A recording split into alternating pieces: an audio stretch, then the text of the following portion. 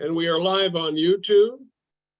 And I'm going to let everybody in. David, as a reminder, you guys please all stay on camera because you just disappear when you go off camera. Okay, here we go. Letting everybody in.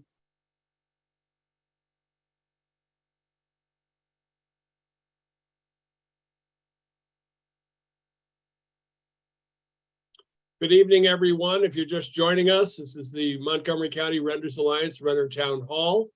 We're just letting everybody in. It takes a couple of minutes. Sorry for being a minute or two late. That's my fault. I was trying to navigate YouTube.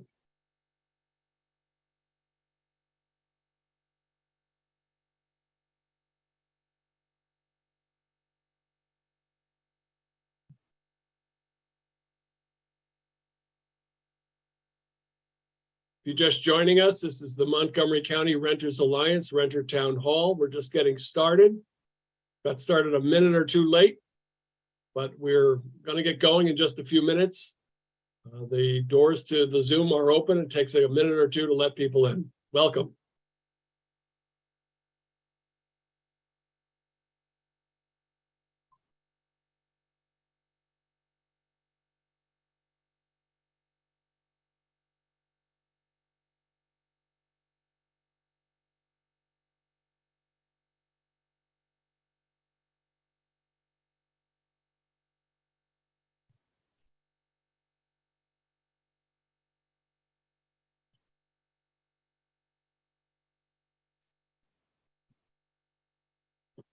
We'll get started in just a minute or so. Welcome, everybody.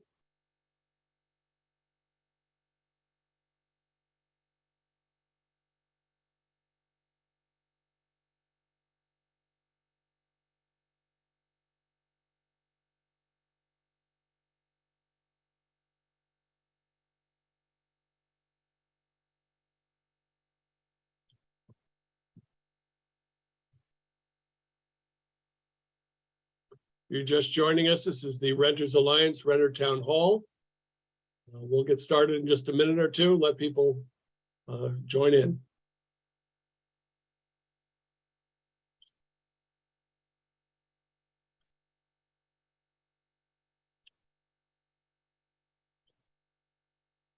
And I know it's a beautiful day out there, so we really appreciate you joining us.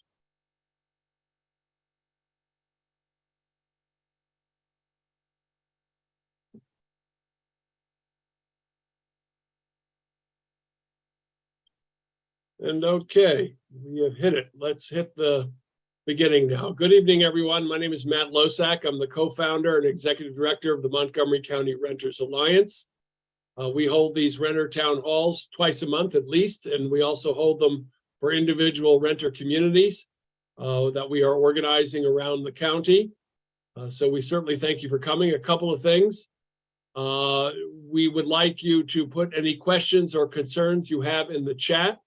After our panelists give their presentations, we will address questions and concerns. This evening is an interesting and important topic for all of us. As a reminder, we expect all questions to be civil and appropriate and respectful. And we will interpret them as such. And if they're not, then we'll try to interpret them diplomatically so that they are. Also, we have a number of people joining us this evening, in addition to Councilmember Natalie Fanny Gonzalez, to discuss her views on the anti-rent gouging bill that she's a co-sponsor of. We will later be hearing from Delegate Vaughn Stewart, who's also a Renters Alliance board member, who has a very important bill, the Tenant Safety Act, and Councilmember Kate Stewart will join us a little bit later. She's going to pop in. She's doing what we like best, and she's attending a tenants meeting in in Bethesda, one of the organizations that we helped organize, one of the tenant associations, and doing good work there. But she's going to come in and give us a little bit of an update on the Arrive Silver Spring fire and tragedy and progress on resources for those displaced tenants. And then, of course, as always, we'll get to questions and concerns and issues that tenants have on any topic that you like with the manager of Landlord and Tenant Affairs, Nicole Katravanos, and us. But to begin, let me welcome a few important people here in addition to the council member. First of all, we have the chair of our board, William Roberts. We have the treasurer of our board, who's always watching our money to make sure it's spent the right way, Josh Fisher. Of course, we have Nicole Katravanos, manager of landlord and tenant affairs, and Renters Alliance staff members, David Mullins, Malek Demir, and Pat Beckham. So with that, Will, would you like to open up with a few remarks and get us started? Sure, happy to. Thanks, Matt, and thanks everyone for being with us tonight. Let me first apologize for coming to you from my car instead of from my office like I normally am when I join us. I'm right after this. I'm running into the Up County Regional Services Center for a public safety town hall that's happening up here. So trying to juggle a couple of things at once, but wanted to make sure that I was with us tonight for the beginning of this important discussion. I want to thank all of the panelists that Matt mentioned that are with us tonight. It's a really critical and crucial time to be talking about renter issues, both here in the county and the legislature, as you'll hear from Delegate Stewart. We are a couple of days past the crossover date, which is an important date in Annapolis, by which bills have to be making their way over to the other chamber, whether from the House or the Senate, in order to make sure that they're considered in time to be enacted in the legislative session. And so sort of making our way toward the end of that 9-day legislative session, but a lot of important renter policy being addressed in Annapolis. And so glad Delegate Stewart is going to be here with us to talk about his work, and probably in addition to talk about some of the conversations happening with Governor Moore and with the new folks over at the Department of Housing and Community Affairs with Secretary Jake Day, who we've had some good conversations with. But tonight, really happy that Council Member Fanny Gonzalez, who represents District 6, right, Natalie? To make sure I track the new map, represents District 6 on the County Council, is here to talk about one of the two rent stabilization proposals that are before the County Council. And for folks, hopefully some of the folks here on Zoom were with us a few weeks ago, either in person or on Zoom, when we held in conjunction with some of our partners, like the Latino Economic Development Center, HIP, the Housing Initiative Partnership, and the Homeless Persons Representation Project.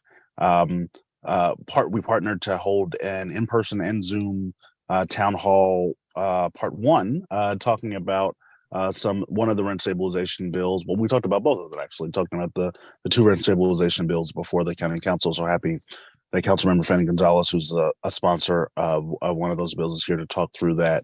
And it's critical because if you think about it, as Matt mentioned, or maybe he didn't, because I always hear it when he and I talk, the Renters Alliance is the first and only regional nonprofit dedicated exclusively to tenant outreach, advocacy, and education. If we didn't say that, we said it in our heads, and now we've said it again.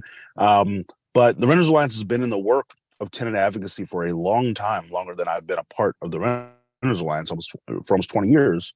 And for all of that time has been in the policy space, a voice talking about the benefits of a rent stabilization program. And rent stabilization is different from rent control. Perhaps we'll get into that conversation here tonight. We got into that conversation when we were in person a couple of weeks ago. But as tenant advocates, we've been talking about the need from a policy level to have rent stabilization as part of the mix of policies in effect in the county to protect renters and to look out for the well-being of renters. And we know, and you all know, certainly the conversations we've been having, but more importantly from the lives that folks are living as tenants, about what the state of affairs for tenants are in Montgomery County in terms of facing really incredibly high rent increases and other issues that make it difficult to hang on and have sort of a toehold for living in this county, which is growing really more expensive. And what we have been seeing not just anecdotally, but, from one-on-one work with tenants is unfortunately what has started to amount to a forced migration of working families, of, families with kids in our schools, folks on fixed income, persons with disabilities, seniors from our county because they can't, afford to live here anymore and can't keep up with increasingly untenable rent increases. And so it's really important from a policies perspective that we take a step back to appreciate that we're at a point in the county where we are having a conversation about stabilization and two different approaches on the county council. That is a good thing. At the same time, we want to make sure that as we're, sort of kicking the tires on these bills, understanding what they would do, understanding the impact that they would have, and understanding who, they would help, that we have conversations like this. So really happy that we're going to be able to get to dive into that, even if I can't be here for that part, but I'll make sure to circle back to the recording. I did see somebody ask in the chat, is it recorded? Always recorded. Will be up on YouTube, so you can go back, share it with your friends and family if they're not able to come. So, I look forward to the discussion and more importantly to the work that's going to happen. I know this will be legislatively speaking, talking about rent stabilization, a process that's going to go on for a couple of months. And so, the Renters Alliance looks forward to being a healthy part of that dialogue to make sure that we can get to a place where, we have a policy that, number one, meets the needs of renters, of residents, to be able to keep themselves in stable and affordable housing while also, balancing the legitimate interests of property owners and landlords to be able to make a return on their investment. And there is a spot in the policymaking process to be able to get to that. So look forward to this being a part of that discussion. Look forward to the good information you're going to get from Delegate Stewart and from Nicole Contravanos from DHCA. And so come with your fantastic questions. As Matt said, put them in the chat. We'll make sure to try to get them answered in the discussion or make sure there's follow-up. And definitely, as we share this out, do your part to share it with somebody who wasn't here, because these are really important conversations about what's going on in the lives of almost 40% of Montgomery County residents. And so, yeah, with that, I will kick it back to you, Matt, and I'll switch gears and run in here to hear what's going on in terms of public safety in the Up County. But I look forward to circling back to learning more about the bill. So thanks again, everybody, for being with us, and thanks Natalie for joining us. Thank you, Will. That's great. Let me just again emphasize something. This is an ongoing conversation that the Renters Alliance is hosting. We held a community meeting that, unfortunately, because they were double booked, some of the participants in the other bill were not able to attend, but we intend to give them this platform, beginning with Councilmember Natalie Fanny Gonzalez. We've invited Councilmember Andrew Friedson for a future meeting. We will have as many of the other council members as we can to discuss this issue, and we look forward to a productive conversation that informs Montgomery County residents about the policy-making process in this very important public policy space on how to protect our homes from being priced out. So with that, Councilmember Natalie Fanny Gonzalez, you're terrific for being with us tonight. We're so thankful, and we look forward to your views on this bill. Welcome. Thank you for having me tonight. Again, my name is Natalie Fanny Gonzalez, and this is not my first time in front of you all. I've been attending your meetings every now and then, and I do think you do great work. And although Will is gone, I think he just logged off. I just wanted to say that I agree with everything that he said. At the end of the day, I think everybody cares about this county, and we all want to make sure that we pass policies that really protect and uplift our communities. To me, I mean, I'm clear on that. So I guess I can start, Matt, and I'm gonna do my best to answer some of the questions that you have, and then whatever I didn't, just tell me. Do you want to roll through it as you wish, or would you like me to ask the questions sort of one through one? I think I'm gonna say it in my remarks, but if I forget something, just tell me. And how long do I have? As long as you like. We, Because- you know, I think that Nicole Contravenos wants only 5 minutes. So, All right, Nicole, I'm gonna try Delegate to. Stewart Delegate, both Delegate Stewart and Councilmember Stewart are going to pop in for shorter periods of time. So really, this is your showcase. Okay. All right, cool. But I will be mindful of time. Okay, so basically, I would say, as you all know, I come from the Park and Planning Commission. So dealing with housing policy and housing issues is not new to me. I was there for over 7 years and I was the vice chair. And housing is an issue that I truly care about as somebody who, who was low income and who lived in, like many people in this county, in rental units, and who knows what it is to struggle to make ends meet. I had to work when I was in high school to ensure that my mom and I could make ends meet to pay our rent when we moved to this country. So I say that to share that this is personal to me. So when I saw the need of really pushing forward for a policy that will actually have an impact and will be effective, I saw it not as you can just pass a housing bill. You need to tackle so many different things. And for me, the number one thing was, how can we make sure that we're providing rental assistance for low-income community members so they can stay where they live? Because right now, it's not even about rental increases of 1% or whatever. It's that people are barely able to make ends meet at home. Right now, that's the case. So I thought that the best idea will be to have a package and help tenants.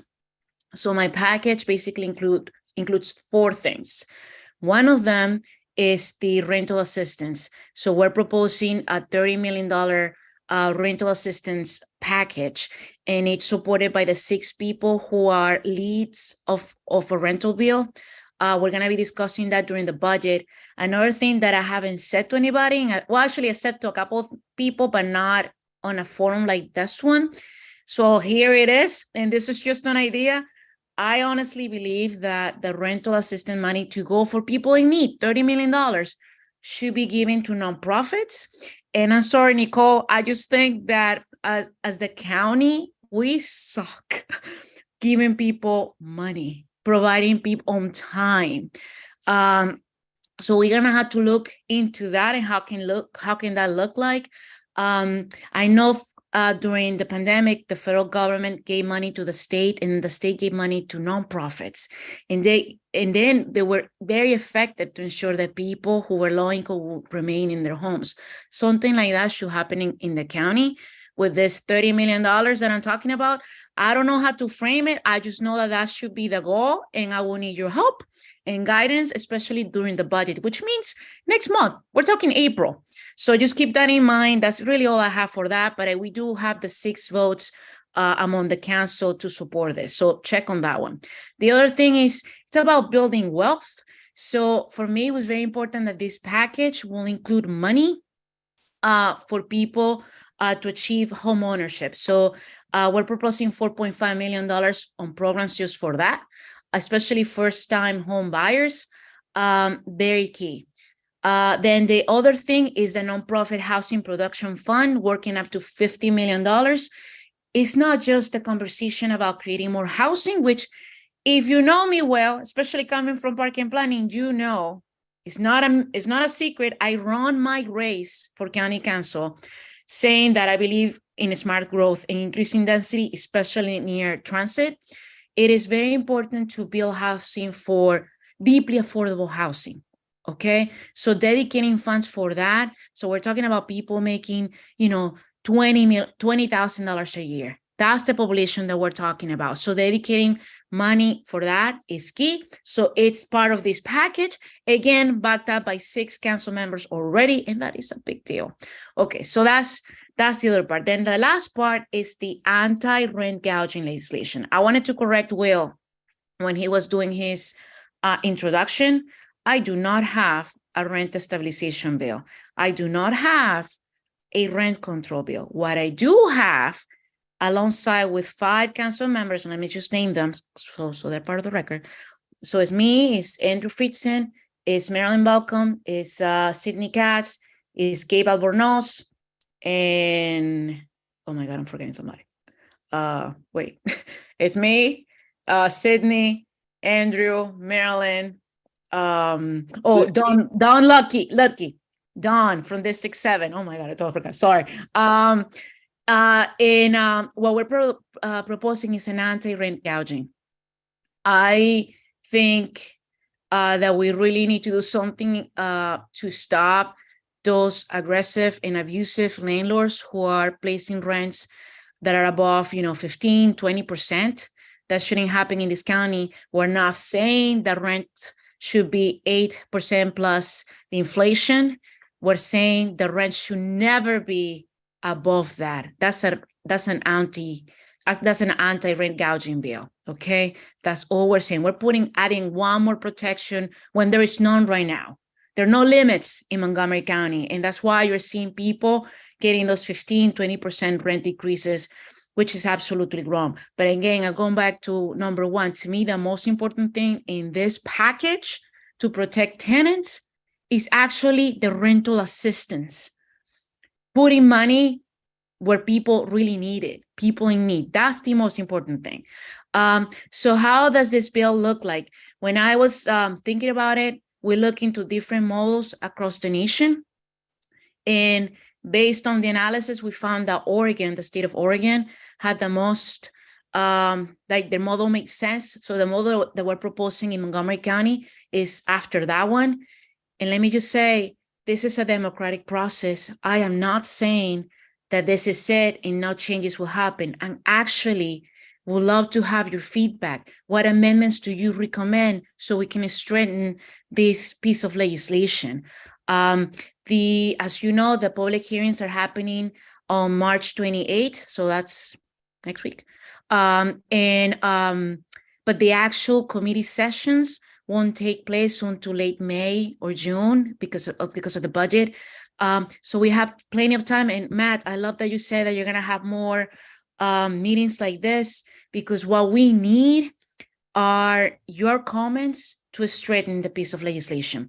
So right now, what we're proposing is 8% plus the inflation in this region. The inflation, and I actually opened it up. The inflation right now for the region is actually, we're basing on the Washington, Arlington, Alexandria area, and right now is 4.4%. That's the inflation number, so it's 8 plus 4.4%, and I'm gonna put that in the chat. I think it said, Natalie, was the CPIU was 6.4%. Is that right? No, it's 4.4. I just placed it in the chat, and I'm doing it because I saw it on your email, and I wanted to say, no, you're wrong. Here's the thing. And that's the one for over the last, you can see it there in the link that I just placed over the past 12 months. And again, I am not saying the rents need to be 8 plus that. We're saying that it should never be that it should never go beyond that as is happening right now. And for people in need, we need to provide them with rental assistance money, which in my view, and this is just Natalie, this is not the other council members who are co-leads on this bill. This is Natalie Fanny Gonzalez, who's saying that we need to find a way to have the money be given to nonprofit, just like we do with food assistance and even healthcare, that we give money to nonprofits because they're in touch with the population in need. I think housing should be treated the same way. But, we need to look more into that model. If it makes sense in Montgomery County, I think it does, but that's just me. And let me see what else. I'm going to go through your questions, Matt. So let me see. I told you about the other thing is that exemption I can run is the rent increases. This is low, actually. It's only once per year. Then exemptions, buildings 15 years or younger are exempt. Buildings under affordability agreements like MPDUs, workforce housing, they're exempt. Nursing homes and assisted living facilities exempt. Religious facilities don't apply. Single family homes and condos owned by individuals are exempt, but I want to look into that more. And that's the type of issue that I would love to get more feedback. I heard from landlords who own single family homes as part of the retirement plan or whatever, that people have like a second home and they rent it out. But I think we look into that even more. I don't know if we should completely create an exemption for them. So that's an issue that I would like to look into. Why not a 3% limit? I'm just seeing one question that just popped in the chat. As in Prince George's County, well, Prince George's County only passed a 1-year rent control bill for up to 3%. And we're here in Montgomery County, we're talking about a permanent fix, not a temporary fix. In that legislation, they didn't even put language to guarantee that they're going to look into it after 1 year. But that's Prince George's County. I don't want to judge them or talk about them because that's, they're on their own county. Well, let's get to the questions and stuff that come in from the chat after we have a chance to go through this a little bit. I just want to also point out what you just said, which is that rather than the 6.4, which we had seen, I guess, in some other CPI-U number, but it's 4.4. If that's it, then with 8%, that comes out to 12.4% increase in this bill, which is still a double-digit increase. So one of the questions is how do you define a rent gouge? If this is an anti-rent gouging bill, what is your view of an actual rent gouge? Because most people who are paying mortgages won't see their mortgages go up from 2, 3, or 6% to 12%, but renters will each year up to that amount if this bill passes. How do you define a rent gouge? Two things. One, that's another issue that could be managed and handled during the amendment process. So I'm going to say to you, we were able to have 6 people to agree on this bill. That doesn't mean that's it. That just means that that's the starting point. And the only step after that starting point, knowing that it's 8 plus the inflation 4.4, the only next step on this topic is to go down. It won't be the conversation. So you're open to negotiating. I am absolutely open to that. Okay, well, we love that. With a big smile. Open discussion. Yeah, I know you're not afraid to talk, Natalie. Oh, I'm not afraid. No, never. So no, please understand that. And then the other thing, my biggest concern as I was drafting this, and I have said it millions of times, even during my campaign, I cannot put something related to rent, anti-rent gouging, or anything that deals with rent stabilization or rent control, whatever you're going to call it, that will not attract investment to Montgomery County. Well, fortunately, I think both bills, council member, exempt new investment because there's a recognition by, I think, certainly, if not unanimously, the majority of the council that no one wants to dissuade or create a disincentive for people to build and make their investment back plus some profit. Yeah, I gotta share with you that I have talked not with developers, but with people who finance developers, which is different. And just look at what happened in St. Paul. St. Paul passed a 3% rent stabilization bill. And I can just share that data with you. Development investment stopped. Like it went down by 60%, like something crazy. I'm not putting a number out there, Matt, because I like the number. I need to find that happy, well, what's the expression? Happy number, I guess I can say that, where you are definitely protecting tenants, but making sure that we build more housing because we need more housing in Montgomery County, attracting housing that meets people of every single income level. That's why I put the package. So I cannot do something out there that will cause what happened recently in St. Paul. And it's not me giving you a talking point. It's me telling you facts. Yeah, okay? We're I could be a hero and be like, yeah, let's do 3%. But then the consequence of that will be tragic, and I can't do that. So Well, my I agree with you. One thing, council member, we did study the St. Paul issue, and there was an immediate drop. And one of the things is that their bill did not exempt new investment. However, there's been a lot of research on it also that there were other reasons for a lack of investment in St. Paul, but in other places like Seattle and Los Angeles and New York and San Francisco that have very strict rent stabilization laws, there has been unbridled investment and continued building. So I'm not sure, and worthy of discussion and research, that the St. Paul example provides the example for not going to rent stabilization. But there's another question here, more specific to something you proposed.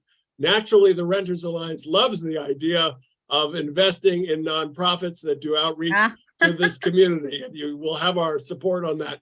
But there is a deep concern by some. We had a meeting with County Executive Elrich some weeks ago where he said there's no more money. And so one question we have is this 30,000 or 30 million that you're talking about in the bill actually in the bill? Is it written in the bill now in the package? And will the county be able to fund it?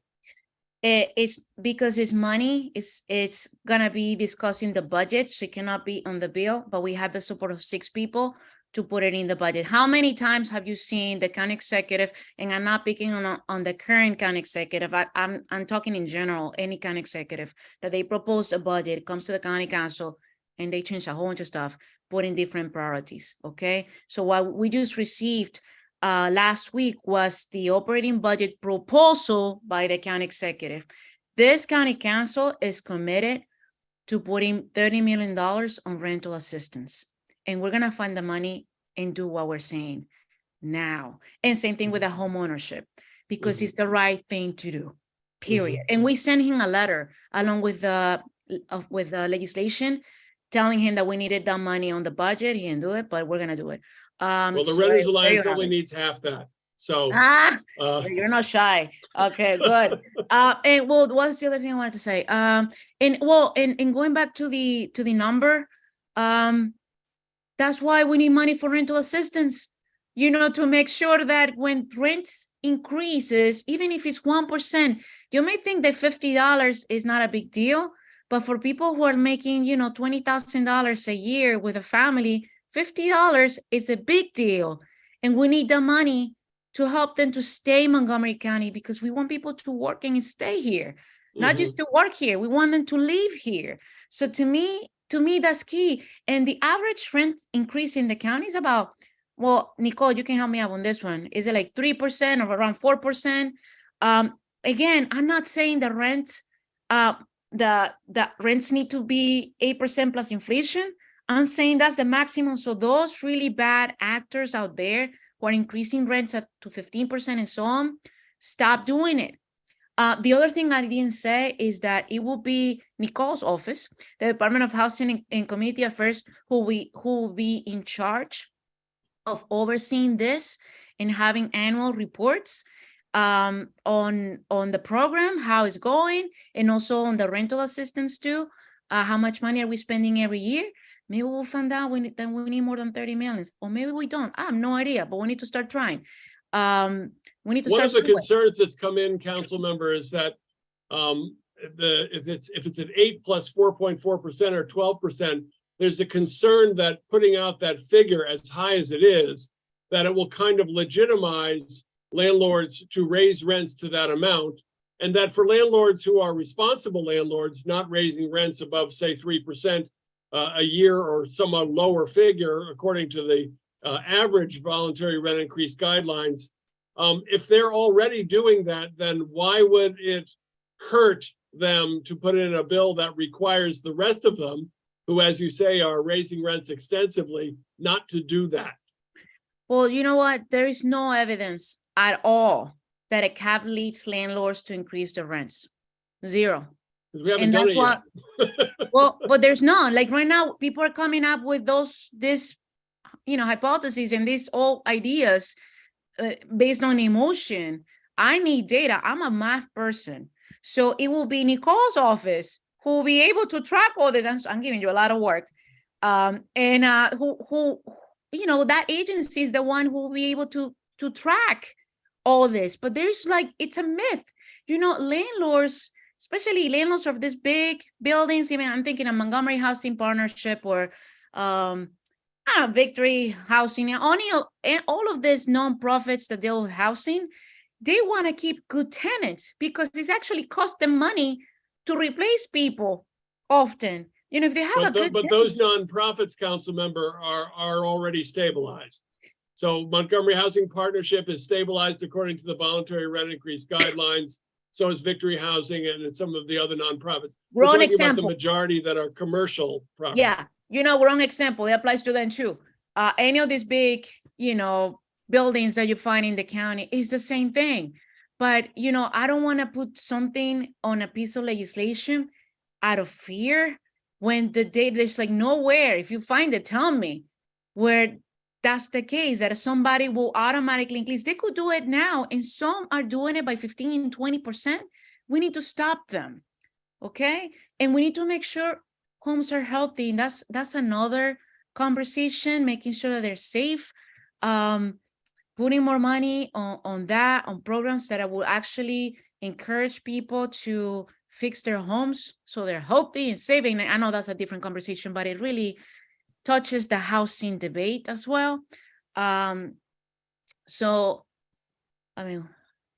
what else do you have? Another question I have about the exemptions.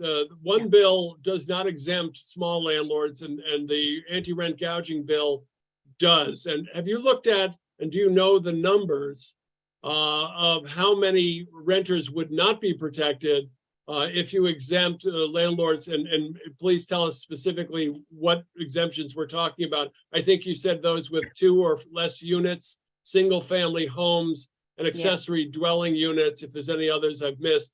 But how many people are we talking about, and what is the demographic of those people? Yeah, and you know what? We have such a lack of data in the county. We recently had a session on, not just on this issue, but even on vouchers, like the rent vouchers for the people that come from the federal government that people use here in Montgomery County. We had a session on this topic a couple of days ago in the PHP committee, the housing committee, and the folks from the HOC that came in front of us, they told us that we don't have the data, and that's, as a government, that's terrible. So again, but I will reemphasize to you that those are one of the issues, those exemptions that you just mentioned. I am completely open to revise them. I am completely open that to say, like, Natalie, maybe, the small, buildings shouldn't be exempt. Maybe X, Y thing. I just want you all to understand that this is not my way or the highway, that even the other council members, they are completely open. We want to do the right thing here. And a thing that will not, a process that will not stop investment in the county, and a process that will build more housing, especially for deeply affordable housing, and a process that will actually support low-income families by giving them rental assistance, and to really go after those bad actors that are increasing 15 and 20%. But if I think as part of this billing, I'm going to be working closely with DHCI, is finding ways of tracking that. We do know that I think it was 26% of renters in Montgomery County live in single family homes, 2 or less, or ADUs. So 26% of, say, 400,000 renters, we're talking about 100,000 people or so. So it is a considerable amount. So we look forward to your further research and discussion on the issue and your open-mindedness on this. Yes, and it's an extremely important aspect of it. Yes, and Matt, I completely mean it. I don't, this is a county that I love, and I want to do the right thing here. I'm not here to do anything that will be the negative intention. And at the end of the day, it takes a village, especially to pass things, especially policy, and things that are happening in other places across the county, across the nation, that you can also, perhaps about them and you would like to bring to my attention, please do so. And I see that Delegate Stewart is here. I don't know if you want, if we should Well, stop so he can. we Yeah. love Delegate Stewart. He knows we love it, but we have a completely different topic for him coming up, and I know he's a fast talker. So let me just take a couple more minutes with you, council members, since your time with us and this topic is so very important. One of the things that has come up also, which we hear, which is one of the few things that gets our hair up a little bit. We certainly support the Renters Alliance. We neither support nor oppose development. We think great. You want to build new housing, terrific. But we do see a concern that the housing that's being built is not for low-income families on one hand. And also we are always concerned when the development of housing discussion becomes a substitute for protecting the people who currently live here in the county. So we wouldn't want to say, well, we're going to build our way out of it and we don't need to stabilize rents, or we don't need to bring them down. So we certainly hope that, I mean, I think it would be great if we built enough housing tomorrow to flood the market and cause all the landlords to say, I'm going to have to lower the rents in order to compete. That's not going to happen probably. So just another aspect of this that comes up frequently in this discussion. And again, I think that has come up repeatedly is what is the definition of a rent gouge? You are talking about over 15%. I think a lot of people will still consider anything, above a small percentage to be impacting their ability to hold on to their homes for the long term. Do you want to give any more comment on that aspect of it? Well, on the new housing, let's remember that we have the NPDU law here.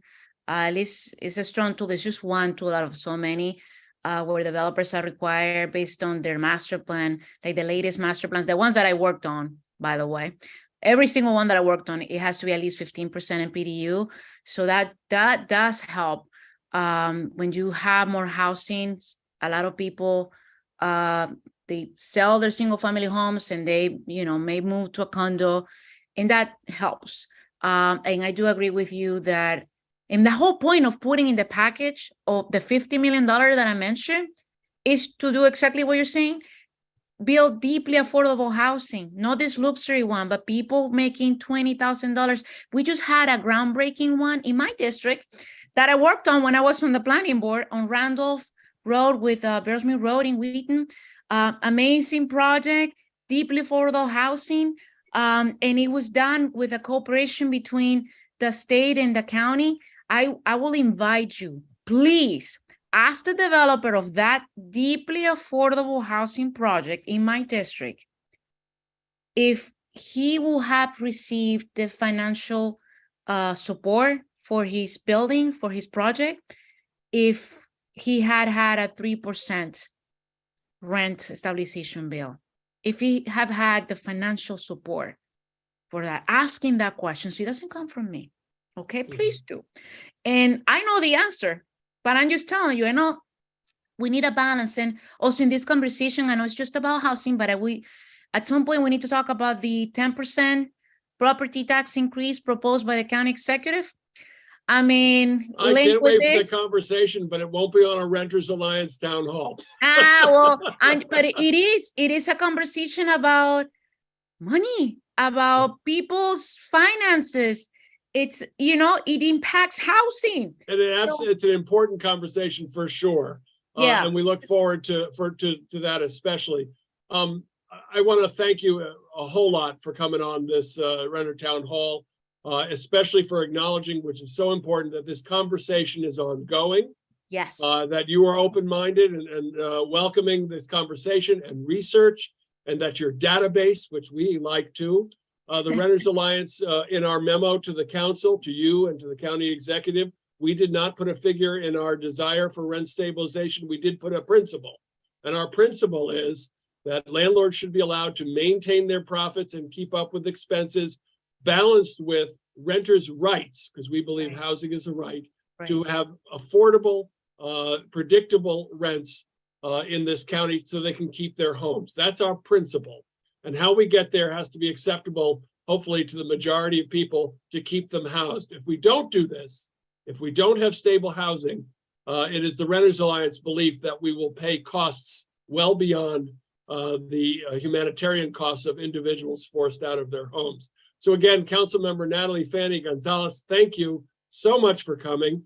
We will ask you back if you're willing to continue this conversation, as we will with your colleagues and with the county executive and others, to discuss rent stabilization or anti-gouging, however you want to frame it, so that we can get to a place where a majority agrees and we all agree what's in the best interest of stable, affordable rental housing. Any last words?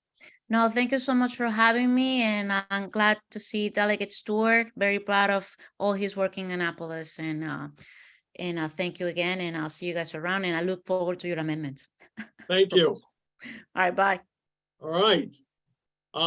So with us also, we have a lot of public policy issues going on locally and around the state. And one of our board members that we are especially proud of, and we're proud of all of our board members. I have to say that because I've got two board members on the call right now, but especially Delegate Janelle Wilkins, who's championing the Just Cause Protection Bill in Annapolis, and Delegate Vaughn Stewart, who is championing not only that bill, but his own, which is the Tenant Safety Act. Delegate Stewart, welcome to the conversation. And what is this bill and what's progress with it? Sure. Thanks, Matt. I appreciate you having me on. It's good to see everyone. It's awesome to be here. So this is the second year that I've put in a bill that we have called the Tenant Safety Act, which deals with this persistent problem of a lot of our neighbors here in Montgomery County and throughout the state living in uninhabitable conditions. When you talk to renters, when I talk to renters, when the Renters Alliance does outreach, one of the core concerns that comes up over and over and over is just in uninhabitable buildings that have rodents, that have mold, that have other items in disrepair, that don't have access to reliable heat or AC or water. I've talked to people with disabilities who are on a high floor in a building who tell me that their elevator goes out and the landlord doesn't seem to have any urgency about fixing it, thereby essentially trapping these people in their apartment units. So we know this is a problem. And I think that, as policymakers, we like to just kind of turn away from it. I think that legislators, whether in Rockville or Annapolis, I think broadly understand that thousands of our neighbors live day in and day out in these conditions that I think would be charitably described as nightmarish. And yet in Maryland law, everyone has the right to a habitable home, has a right to a safe and healthy home. And yet it's exceedingly difficult for the most vulnerable tenants to exercise that right against the landlords who don't seem to have any urgency about fixing truly serious and true repairs, defects that do cause substantial threats to health and safety. So the bill essentially makes it easier for tenants to enforce their rights to safe housing. And it allows tenants to band together to collectively sue landlords under the rent escrow statute. Right now in Maryland, if you want to use the rent escrow law, that means you sue your landlord, you pay your rent money into an escrow bank account that the landlord establishes. But right now, if I've got rodents that the landlord caused, and my neighbor to the right and my neighbor to the left also have rodents that the landlord caused, in order for us to all get that problem fixed, we have to file 3 different individual lawsuits against the landlord. So in other words, if only I sue and my 2 neighbors don't sue and I win, in other words, the court says Vaughn's right, the landlord caused the problem, the landlord has no defenses, landlord, you got to fix this problem immediately, or we're going to make you pay damages, all these other remedies that are available. If I win, the landlord does that, the landlord has no obligation to fix the rodent problem for anyone else in the building. So this is not only a bad and immoral situation for tenants, it's also just a crazy way to administer a justice system. Because we know that in a lot of properties throughout the county, throughout the state, these problems are common throughout a building.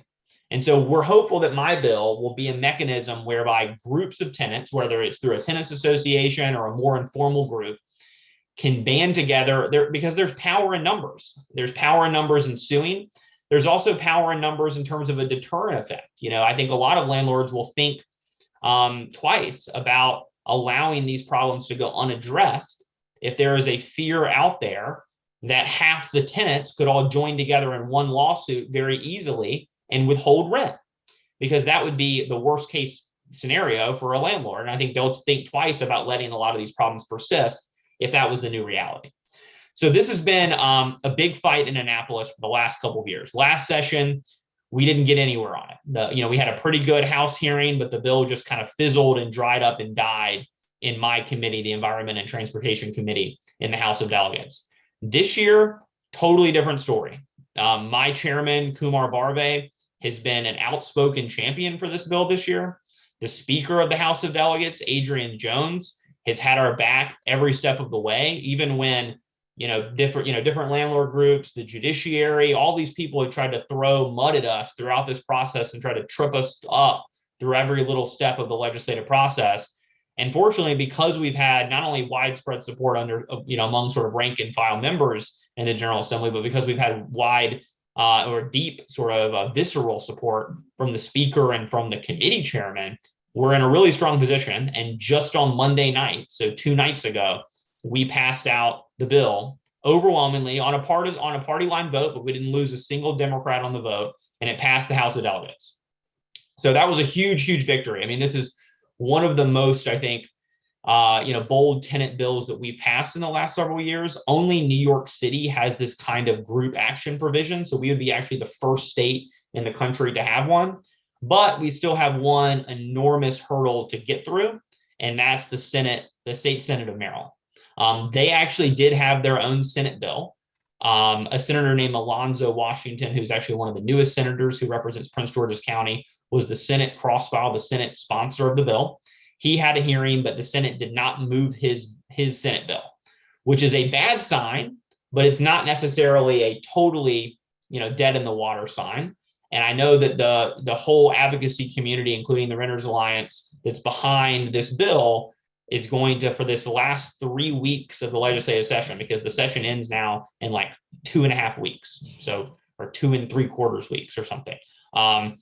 All eyes are on the Senate, and basically all of the urgency and the passion and the energy from the advocacy groups are focused on the Senate. Now, the good news, I think, for us here in Montgomery County that want to have an impact on this is that, as y'all know, the chair and the vice chair of that committee, the Judicial Proceedings Committee in the Senate, are Montgomery County senators. Will Smith is the chair and Jeff Waldstreicher is the vice chair. I'm hopeful they'll be with us. I think they will. I have no reason to think they won't be. But, that committee can be a really, really tough nut to crack. And it's been a committee where a lot of good bills have died over the last few years. And sometimes in order to get a really strong bill through that committee, you need to show a lot of people power. And so, one of my hopes that y'all will get out of this call and my appearance therein is that this is a really good bill. It's going to make a massive difference in the lives of, I think, a lot of the most vulnerable tenants in the county and in the state. But we've got a really tough hill to climb in these last 2.5 weeks, and we could really use y'all's help. And so what does that mean? That means emailing your legislators, especially emailing your state senator.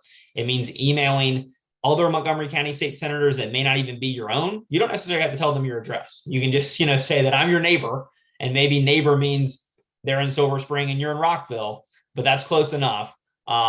Email everybody you can and just share your own personal story of maybe a time in your life where you felt like you were living in conditions that were less than safe, or a time in your life that you had a loved one that were living in conditions that were less than safe. Because one thing one point I made, and I think I got through to a lot of Republicans, that even though they voted the wrong way, a lot of them actually came up to me after this floor debate we had on Monday night and said, I was really close to voting for this bill after the remarks I gave on the floor, because I told them, we abide this. Like, we as policymakers, we know that people are living in these conditions and we let it happen. Even though, as I told them, there's nobody in the whole House of Delegates, whether you're a Republican or a Democrat, who would let any of our loved ones, any of our kids, any of our parents, any of our grandparents spend one night, in a unit where you've got mold running along the ceilings, or spend one night in a unit where when you try to get up to go to school or get up to go to work, you got rodents crawling around at your feet. And yet we allow children in Maryland to live in those very conditions, thousands of them across the state. We allow that. And so I think this bill is not going to solve the problem. We've got a long way to go to make sure that everybody is guaranteed a right to a safe and healthy home, but it will make a big difference. And the ball is in the Senate's court. And I hope that y'all will join me in trying to pressure them to do the right thing. Well, you certainly know you've got us at your back, Delegate Stewart. And if anybody has not seen Delegate Stewart's remarks on the floor, they are eloquent. I believe the success of this bill so far has been largely due to your brilliant remarks and your brilliant politics and your steadfast adherence to understanding what renter justice is and housing justice is. We're very grateful to have you championing this. And we know we're not Pollyanna. We've been at this for almost 15 years plus, and that justice takes time. That doesn't mean that we are going to accept and be frustrated by a lack of action in JPR or any other part of the legislature. We're going to fight for this. But every year that these bills get raised, just like Just Cause, we get more and more understanding of these issues and we make more progress. So there's unfortunately very little moments of glory in the legislative process. So we have to sort of take pride in the little moments of glory. And one of them is particularly your remarks and how far you've gotten with this bill. Again, people will be able to solve problems of living conditions in their buildings collectively instead of having to do it one at a time. This is a major improvement in the way in which these kinds of the code enforcement bills can be enforced. Vaughn, anything else you'd like to add?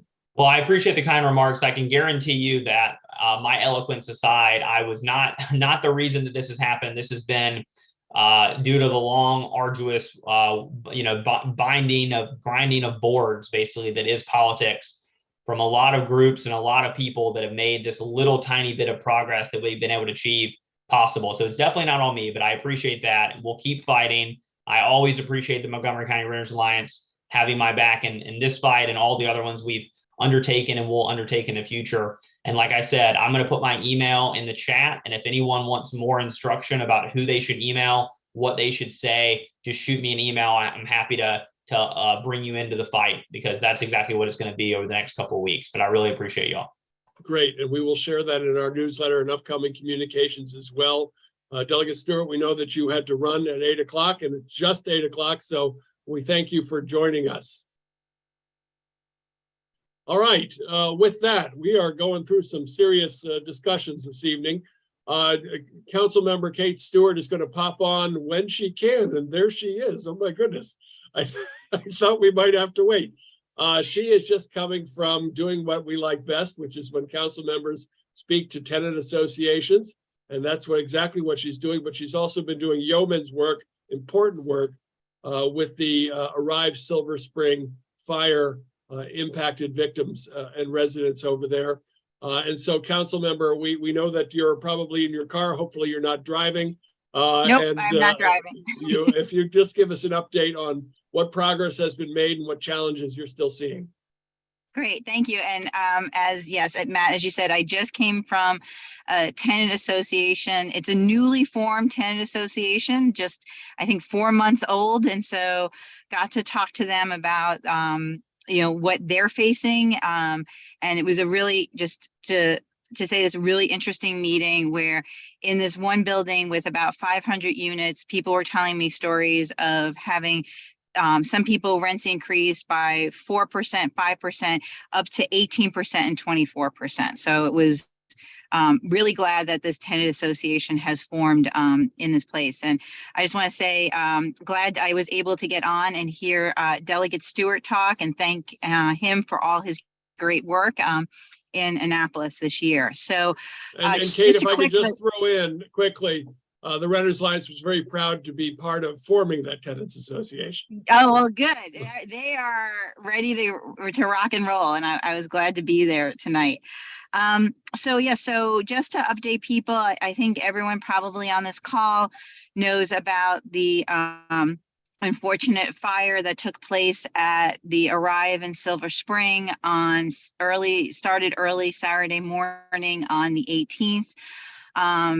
It spread quickly, particularly the smoke throughout the building. Over 100 units, over 100 families were displaced because of this fire. And unfortunately, we also did lose a resident, Melanie Diaz, passed away during the fire trying to get out. We've been working closely with her family, who have been up here from Florida. And one of the things that we've been doing is really trying to make sure that the residents who've been displaced, as well as those who are still living there, have all the support and resources they need. And I don't know if Nicole spoke yet from our Landlord Tenant Association, but I think she's on the call tonight. And I just want to do a huge shout out to Nicole, her whole office, DHCA, and our emergency response in the county. They've been really working hard with a lot of the families. So where we are now, as I mentioned, about 100 or a little more than 100 units have been displaced. People who have not been able to get housing were staying in 2 local hotels in Silver Spring. The Arrive, the owners that are from Trinity Properties, owns the building, did pay for folks to stay in the DoubleTree or the Marriott Residency through yesterday afternoon. There were approximately, I think, 20 to 25 families that were still not housed, but yesterday they provided, and today I think, provided checks for many of those residents who still have not found permanent housing, or who have housing, but their leases don't start until April, with 3 months of rent to help them find more permanent housing. If there's anyone on this call, or anyone knows anyone who was impacted by the Arrive fire who's been displaced, I ask that they please contact my office if they don't have housing now, or if they have not received the check from Arrive. And I'll ask Matt, since I'm in the car and it's hard to do the chat on my phone, to put my email address in there. I will say that it's been unfortunately difficult working with Arrive and the folks at Trinity. I wish it had been smoother, but we have had to work really hard to get them to this place. And I want to thank the Renters Alliance, and if there are folks on the call who really helped organize the folks who were displaced. I don't know if Halima's on the phone or other folks, but just did amazing work to really keep us all informed, and to really put the pressure on the Trinity. We were fortunate to be able to have a Zoom call with the CEO of Trinity. I guess that was just last Thursday night, but it feels like a lifetime ago, quite frankly. And, I think that call was really important. We had over 100 residents on the call, and that getting him on the call, answering questions from residents, they did let us record the Zoom, was really important because of the commitments they made on that Zoom call, and then we were able really to hold them to that. And so, at the end of the day, I am glad that Trinity did provide the support to the residents through providing the hotels and the assistance, but I really wish this had been a much easier process for the residents, particularly over the last week. It's been a difficult one, and communications was not great, but I just want to say thank you again to the Renters Alliance and to all the residents who really, persevered, quite frankly. And again, thank you to the County Office of Landlord Tenant Affairs and all of our first responders. This was really an all hands on deck emergency, not just the day of the fire, but really for the last month. So, I and don't think Matt, it can be overestimated enough how important it was to have a council member personally vest herself in coordinating with the various parties that provide resources and putting your political capital at stake to reach out to Trinity and to get them to commit.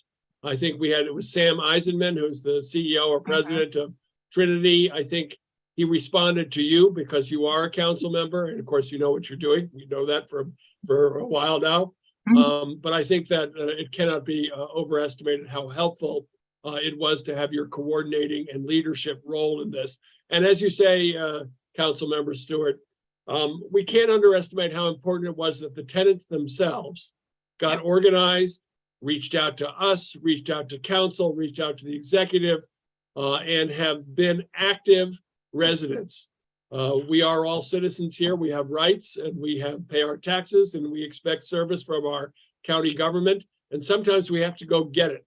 And when they did that, they helped bring all of this together and made it possible for Councilmember Stewart to do her work more effectively. So very much appreciated. Of course, our thanks to all the others that Councilmember Stewart mentioned. Are there any questions, staff, for Councilmember Stewart on the Arrive Silver Spring fire that we need to note? You had a specific question earlier related specifically to the Housing Opportunities Commission, to HOC, and whether this was leading to any, considerations from people. I think someone was asking if people were able to move up in line for any of those programs. I let them know that, I passed along your contact info and ours too, but I didn't know that's the only one I've seen, and I want to throw that out there. yeah, I don't know if Nicole can answer that from the Office of Landlord Tenant Affairs, or we can get an answer to that. I do know there were some folks who that was their situation, and we're happy to follow up. But I think Nicole's going to be on later, and she might be in a better position to answer that question. She will be. She is with us now. Cool. Also, an issue has come up that came up in this disaster. And I do want to say that despite Council Member Stewart's concern about how much miscommunication there might have been in all this, I've done a number of disasters in my long career in communications and press, and they're never smooth. They're always a little bit clunky, and there's a lot of moving parts. And so that's why coordination and constant communications are so important. But under the best of circumstances, it's still a fire. It's still displaced 100 people plus. And it is a difficult and arduous situation that takes a lot of people to work together, and a lot of understanding and patience as well. But that issue did come up about renters insurance, and this is a concern that goes beyond Arrive. The Trinity people had offered in their lease renters insurance to the tenants. Many felt that they were pressured to sign it, or believed by signing and paying for that insurance that they were covered with renters insurance. We had the commissioner, or I forgot what her title was, somebody correct me, from the state agency on insurance, who warned that some of those insurance policies cover liability and liability for the landlord only, but do not cover your personal property. And so people sign on to this insurance, which is a benefit to the landlord, but really in the end of the day, when these things happen, doesn't benefit the tenants at all. And so people who lost all of their belongings got no compensation from the landlord's insurance company. If those who had private insurance, and some did, have been able or are going to be able to be compensated through their policy for those belongings. And I know Councilmember Stewart was concerned about that, and we'll look forward Yep. to doing something about it in the future. Absolutely. And that's actually, we did have a joint hearing with committee hearing last Tuesday morning, and we brought this up as well. And I know is on a number of my colleagues on the council want to make sure this is addressed.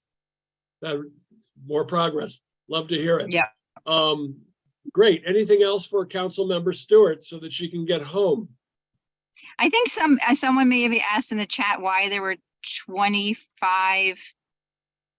I thought I saw something about why there were 25 people, and I will just say that you know, for the last group of residents, the difficulty in finding housing just goes to the whole point of how tight our housing is, particularly in our, you know, Silver Spring area. Many of the people who were the last ones to be placed, you know, had children. And so they have children in our local schools. They want to stay in the community. Arrive has other properties in North Bethesda and in Northern Virginia, and we're placing people in other places.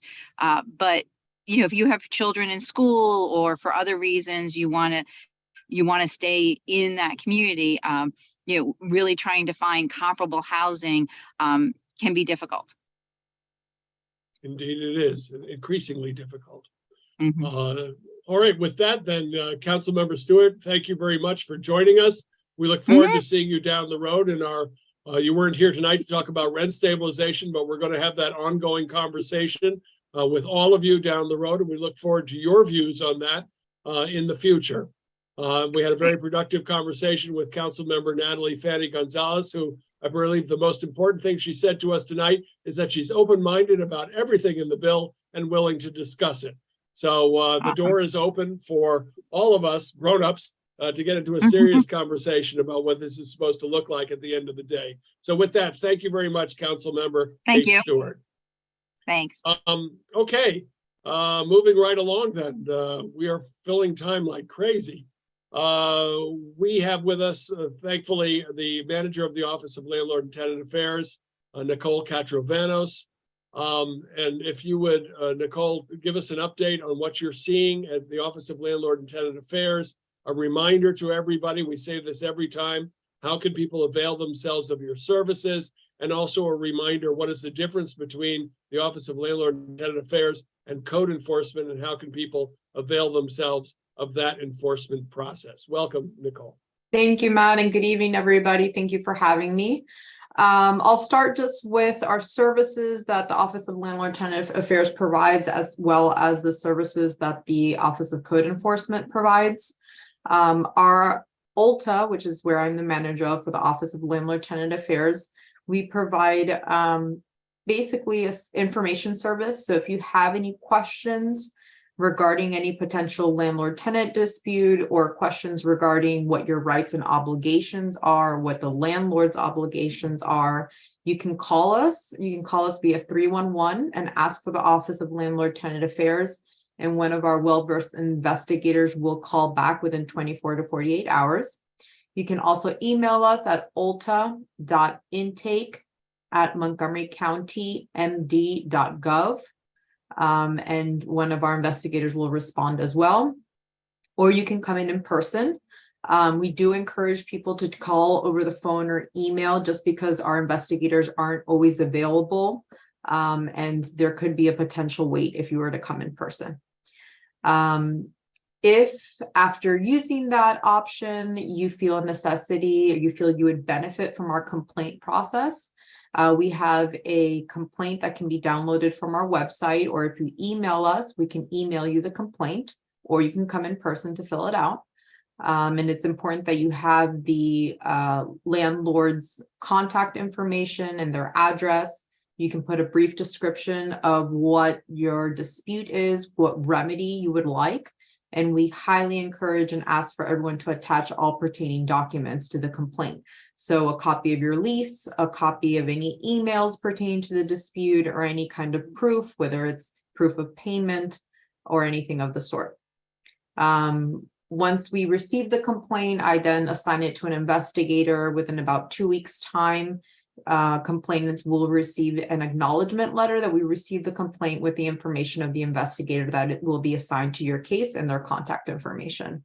We highly recommend that you follow up with your investigator. Our investigators are currently handling a very high caseload volume, but they will investigate and speak with both parties, and they can facilitate a mediation for the parties as well. If a mediation is fruitful, then a consent agreement gets drafted and it's implemented. And we have the ability to enforce that consent agreement as well via citations. If the mediation is not fruitful, then we can refer it to our commission, which is a group of volunteers. And if the commission agrees to take jurisdiction of the case, then a hearing will be scheduled, and parties can have representation or not. It's a forum that is much more friendlier to tenants who don't have representation, and it's conducted via Zoom. We do have pamphlets on how to prepare for trial or prepare for the hearing, and we are available for any questions you may have, so you can present documents and witnesses and whatnot. And after the decision and order has been granted, it is always appealable by other party.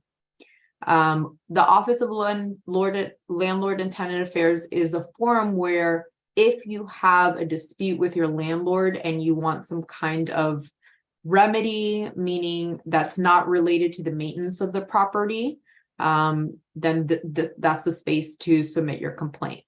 As far as our sister office, that's also a part of the Department of Housing, the Office of Code Enforcement, which many of you may be very well versed with. That is the office that you contact if you're having a maintenance issue. So whether it's a rodent issue or whether it's a leaky faucet, or there's a fee that you don't think it should be allocated, or if they're, I'm sorry, I mixed things up. So any physical maintenance issues with your property, it needs to be reported to code. And they, after they receive the complaint, which can be done via 311 call, or it can be done online, they usually send out an inspector within, I believe, 3 days or 24 hours, 48 hours. And they have their process of following up and re-inspecting the property after informing the landlord if there are any citations or violations. Code enforcement and Office of Landlord Tenant Affairs do communicate. So if you submit a complaint with our office, we have the ability to see if there's been any citations issued on behalf of code enforcement. And if you have a maintenance issue, and in addition to that, wanting to be remedied, you would like a reduction of rent or some kind of negotiation, or potential leaving ending your lease early, then you can also reach out to the Office of Landlord Tenant Affairs. So we do work closely together. And as far as what we've been seeing here, our office has been working very closely with Council Member Stewart to assist with the Arrive Silver Spring tenants. In the meantime, we have been very busy with all different types of complaints. Our security deposit complaints are the ones that we have the highest volume of cases. But we do see a number of different types of complaints specifically pertaining to lease agreements, potentially unlawful leases, breaches of leases, etc. Thank you, Nicole. David, Pat, do we have any questions for the manager of Landlord and Tenant Affairs?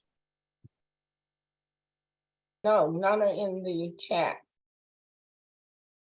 I was going to say, not unless she wants to comment on some of the rent increase questions from before, I think is what that Well, I was going to ambush her with that just now. Not really. But Nicole, would you tell us what you're seeing in terms of complaints about rent increases in the county? So it's, I am documenting and keeping kind of an archive of the rent increase reports that we've been receiving, as well as the rent increase complaints. If anybody submits a complaint, because their landlord has increased their rent and they think that maybe their notice has been unlawful or it's just not financially feasible for you, we recommend that please submit a complaint. We will do our best to try to mediate. We have been successful in reducing some of the rent increases. So that's always an option available to you. I don't have a summary of data because we've just been really busy, but the Office of the council staff had conducted a report back in January. And I think the average was about 20% or so. I can go back and look at that to confirm, but well into the double digits. Yeah. And of course, it is our belief that the complaints you are seeing, we keep urging people to file them, but they still only represent the tip of the iceberg. If you've received 100 or 200 complaints, there are 400,000 plus renters in Montgomery County, something like that. I'd like to believe that the majority are only receiving 2, 3, 4% rent increases. But I think that there are probably many more. And also Rockville, Tacoma Park, and Gaithersburg are independent municipalities. And so they would not receive protection from either of these bills in those jurisdictions. And so their issues in terms of rent increases would not be reported to Montgomery County. So we think it's much more widespread than that. Anything else, Nicole? not that I can think off the top of my head, but any questions you may have or concerns, please reach out to us. We're here to serve you and inform you and provide assistance in any way possible. I want to emphasize something else about the rent increase notifications, something that Ms. Katrovanos just mentioned. By law, you are to receive a renewal notice once a year if your lease is to be renewed. And that renewal notice is required by law to contain certain elements. If it doesn't contain those elements, it is deemed to be defective. That is, it has to be reissued according to the law. And it has to be issued 90 days prospective. If you've received a rent increase notice that doesn't include your current rent, the increased rent, the percentage of the rent, the county's voluntary rent increase guidelines, how to contact the Office of Landlord and Tenant Affairs, and a 2-year lease offering, it is defective.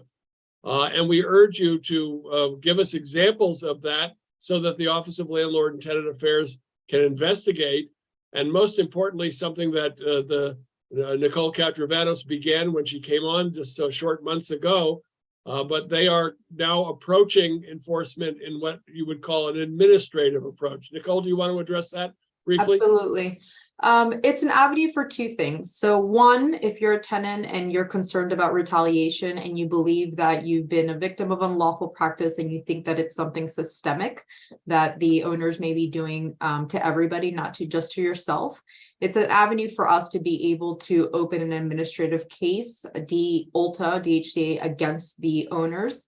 And be able to investigate that further. And if we find that, in fact, there has been an unlawful practice, then we can ensure that there is a remedy for all tenants and that practice is changed at the institutional level. So, and in addition, it allows for more of an impact, right? Versus an individual contacting us regarding their situation. But even usually we make an effort that if we receive a complaint that an individual is filing on behalf of themselves and we realize that it's potentially an institutional practice, we will take the initiative to open an administrative case.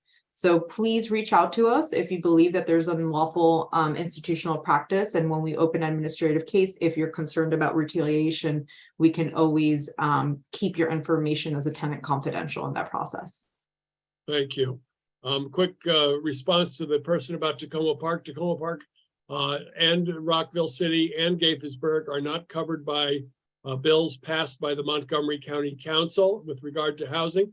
But there is a rent stabilization program in Tacoma Park, which is the first in the state of Maryland.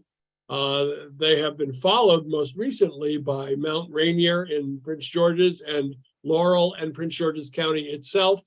Councilmember Natalie Fanny Gonzalez pointed out that the Prince George's bill is only for a year, but we are hopeful that that bill will demonstrate that the sky will not fall, that landlords will continue to make money and that renters will see some stabilization and people can get comfortable with the idea of balancing a landlord's right to maintain profits and keep up with legitimate expenses with the importance of stable, affordable housing.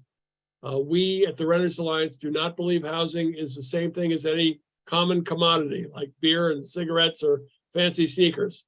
It is something that is extremely important to the health, welfare, and prosperity of all of our communities. And we are very grateful that the council has gotten to the point of recognizing at least that point. But now we have to get to a place where the bills that they are going to look at actually do something to protect the vast majority of residents in this county. As again, we have not chosen a figure as the Renters Alliance, believing the math, it will bedevil us, but we don't think that a double-digit rent increase is helpful. So we are looking at something hopefully in the negotiating process that is a whole lot closer, if not actually the 3% increase that the bill sponsored by Councilmember Joando and Councilmember Mink is proposing. But we are open-minded and recognizing that we're in a negotiating period. So I urge everyone, please stay engaged with this discussion. Attend these hearings. There will be hearings on March 28th in the afternoon after 1 o'clock and again in the evening in Rockville. Try to attend if you can. If you can sign up to testify, I don't think there's any slots available, but try, get on the waiting list. If you can't get on the waiting list and you can attend, also write letters, write emails, and make phone calls to all of the council staff to express your opinion on how important it is to stabilize rents in Montgomery County. And also as a programming note, on this Sunday at 2 o'clock, the Rent Stabilization Forum that we held last week will be on County Cable Montgomery, that's Channel 6. And again, on Monday, I believe at 7 p.m., also on County Cable Montgomery on Channel 6. So with that, we have hit 8:29. We've gotten a lot of information for you this evening. And of course, we want to thank our board chair, William Roberts, our vice chair who joined us a little later, Chris Perry, who's with us, our treasurer, Josh Fisher, obviously County Council member Natalie Fanny Gonzalez for coming out and expressing her views on her rent stabilization bill, co-sponsored by Andrew Friedson, Councilmember Andrew Friedson. We also want to thank Delegate Vaughn Stewart, one of our champions and board members in Annapolis for the Tenant Safety Act, another important bill where he is urging and we are urging that you contact the state delegation and the state senators, Will Smith and Jeff Waldstreicher, who are the co-chairs of the Judicial Proceedings Committee in Annapolis on the Senate side, that must pass this bill out of committee in order to give it a little bit more traction before a full vote in the next coming weeks. And of course, to Nicole Catravanos for joining us again from the Office of Landlord and Tenant Affairs and giving us her expertise, and my staff, Pat Beckham, David Mullins, and Malek Demir. So thanks to all of you for joining us this evening. We have another Renter Town Hall April 5th. I know it's Passover, but we want to make sure that we keep this conversation going. So thank you to everyone and good night.